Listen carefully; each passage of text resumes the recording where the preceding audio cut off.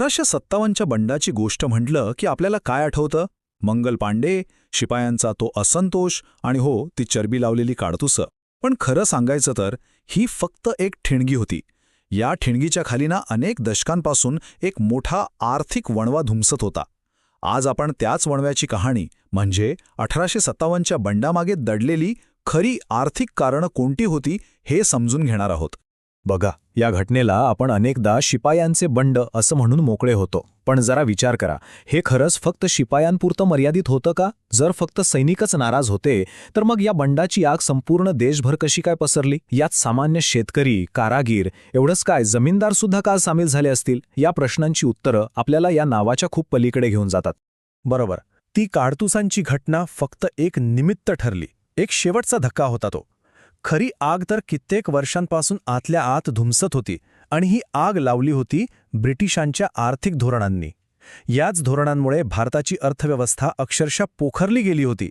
चला तर मग बघूया हे नेमकं कसं आणि का घडलं. ह्या सगळ्या संघर्षाचा मूळ पाया होता तो म्हणजे भारताच्या अर्थव्यवस्थेत जाणीवपूर्वक केलेला एक प्रचंड मोठा बदल. ब्रिटिशांनी भारताची आर्थिक ओळखच पूर्णपणे बदलवून टाकली आणि त्याचे परिणाम खूपच दूरगामी झाले. हा बदल किती मोठा होता हे इथं अगदी स्पष्ट दिसतंय. म्हणजे बघा, ब्रिटिश येण्याआधी भारत काय होता?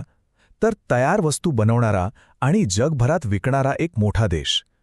इथली हस्तकला, इथलं कापड जग प्रसिद्ध होतं. पण ब्रिटिशांनी हे सगळं चित्र उलटं केलं.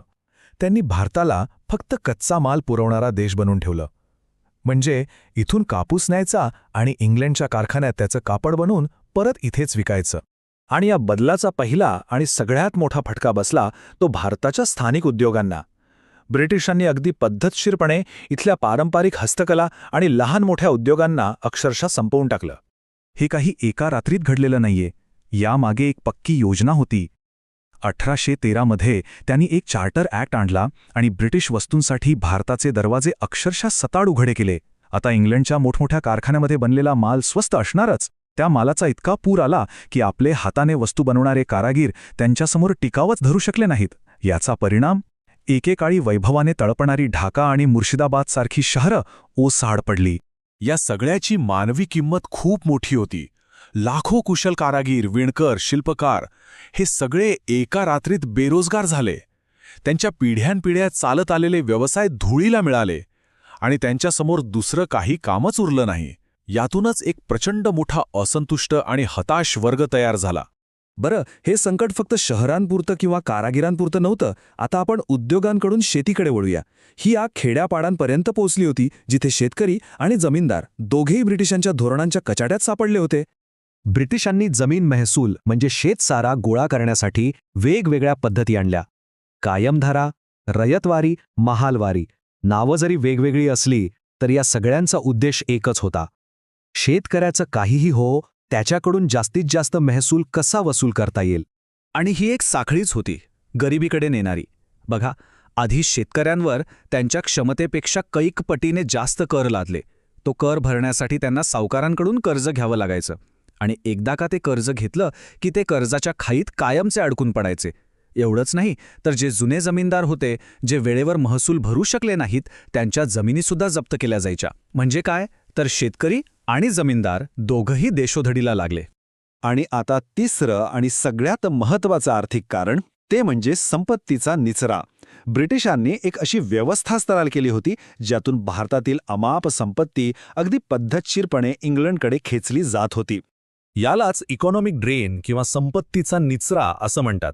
अगदी सोप्या भाषेत सांगायचं तर भारताकडून जो काही पैसा कराच्या रूपात गोळा व्हायचा तो थेट इंग्लंडला पाठवला जायचा.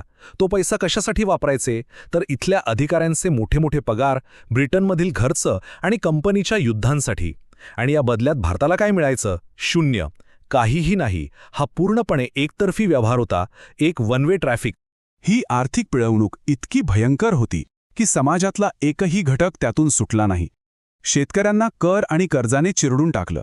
कारागिरांच्या हाताचा रोजगार गेला आणि एकेकाळी समाजात ज्यांना मान होता ते जमीनदार आपली मालमत्ता आणि प्रतिष्ठा दोन्ही गमावून बसले. थोडक्यात सांगायचं तर प्रत्येकजण होरपळून निघाला होता. हे वाक्य त्यावेळच्या परिस्थितीचं अगदी अचूक वर्णन करतंय. अनेक दशकं चाललेल्या या आर्थिक शोषणाने लोकांच्या मनात प्रचंड दुःख, चीड आणि निराशा भरली होती. आणि याच निराशेचा जो स्फोट झाला तो होता 1857चा उठाव. म्हणूनच तो केवळ शिपायांचा असंतोष नव्हता, तर तो त्या संपूर्ण पिचलेल्या समाजाचा एकत्रित आवाज होता. तर मग या संपूर्ण विवेचनातून आपण काय शिकलो की कोणत्याही मोठ्या ऐतिहासिक घटनेच्या मागे अनेकदा अशी खोल आर्थिक कारणं दडलेली असतात ज्याकडे आपलं सहसा लक्ष जात नाही.